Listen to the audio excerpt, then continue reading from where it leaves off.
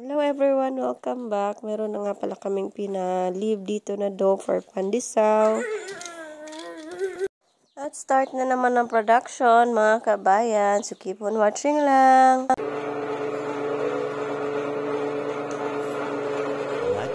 Much later. At natapos na lutuin ni Lolo yung pang-delivery namin na tinapay, yung Choco German at Francis.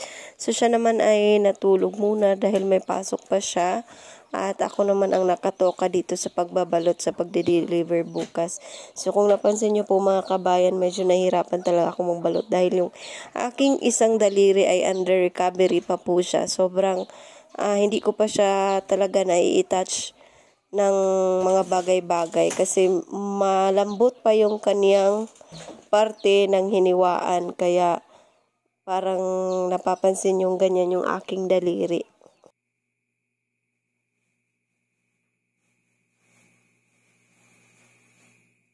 Mamayang madaling araw pa nga lulutuin namin yung aming pandesal para naman ay mainit pa sa aking paglalako. So itong ang binalot ko ay for deliveries lang siya. At kukuha lang siguro ako nito ng konti kasi meron naman ding ilang mga customers na gusto ng matamis. So, at magdadala na lang rin ako siguro bukas ng kunting Francis tsaka Choco German para 3 klase yung aking dadalhin para bukas.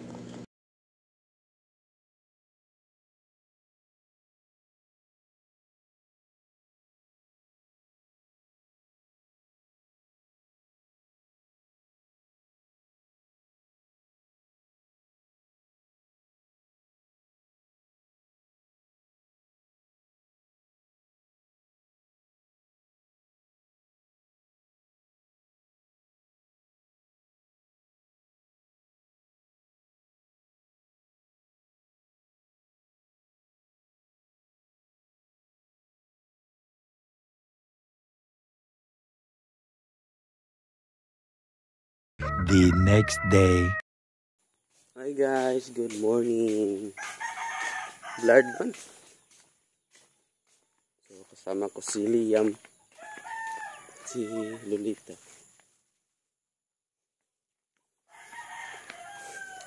Manguha kami ng opo. Ha?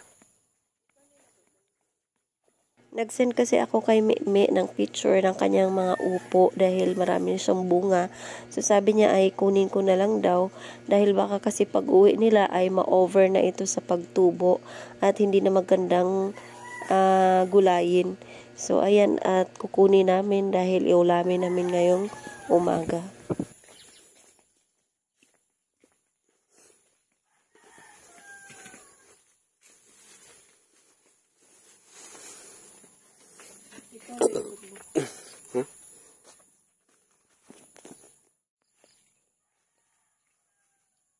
Bro, mga may opo ha.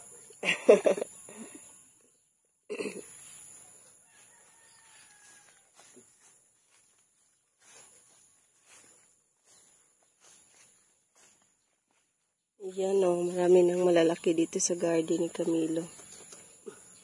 Ito nga din dito sa kabila o. Maraming mga bunga.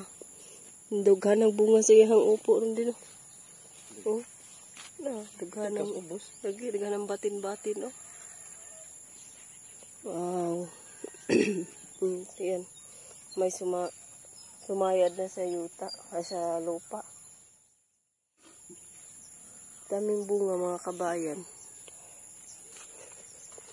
Kaka-in love. Yung akin, yung natanim ko ngayon dahil is kalabasa yung natanim ko doon sa bahay. So ayan, balik na tayo dahil ako ay maglalako pa. Much later. So heto nga, nakauwi na ako sa bahay mga kabayan. Ubos yung ating nilako kanina. Bali meron pa sanang natira. Eto. So snack namin yan ni Liam mamaya. At eto nga, mayroon kaming maraming pang-deliver sa Achila. So eto na nga, at sinadya naming damihan doon dahil ilang araw din hindi na At hatira ng ano doon tinapay at laging may naghahanap doon na mga namimili. Dahil nga lagi tayong sold out dito sa Tuburan, kaya ilang days ding hindi na delivera ng ano doon, tinapay. So ito nga bali 16 packs yung ihahatid sa Achila. Much later. So ngayon naman, good evening mga kabayan. For tonight ay gagawa tayo ng cheese bread. So pinaghalo na yung lard, yung margarine, yung lard, yung yeast, bread improver, food color, and then yung brown sugar.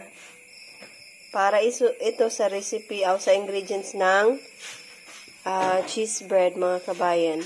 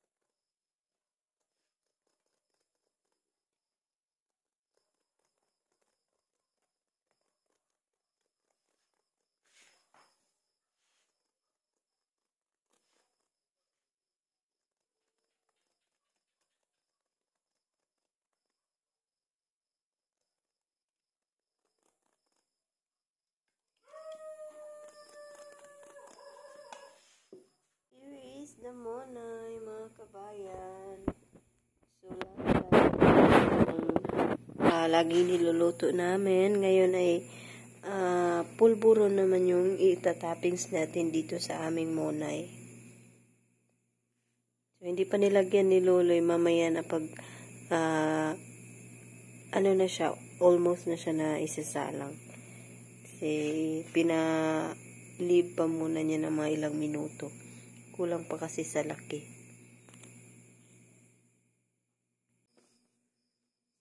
Ayan, nagluto na yung ating cheese bread. Ayan. Tsaka yung monay na may toppings na pulburon.